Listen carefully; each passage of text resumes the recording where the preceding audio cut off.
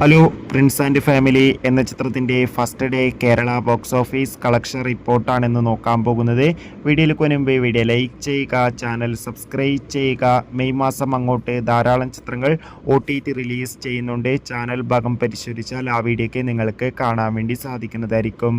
ദിലീപ് നായകനായ ചിത്രമായിരുന്നു Prince and family. ചിത്രത്തിൽ ധ്യാൻ ശ്രീനിവാസ്, സിദ്ദീഖ്, ജോണി ആൻ്റണി, ബിന്ദു പണിക്കർ എന്നൊക്കെ പ്രധാന കഥാപാത്രങ്ങളായി എത്തിയിട്ടുണ്ടായിരുന്നു. ചിത്രത്തിന് മികച്ച അഭിപ്രായം തന്നെയാണ് ഇന്ന് ആദ്യ ദിവസം സ്വന്തമാക്കാൻ വേണ്ടി സാധിച്ചിട്ടുണ്ടായിരുന്നത്.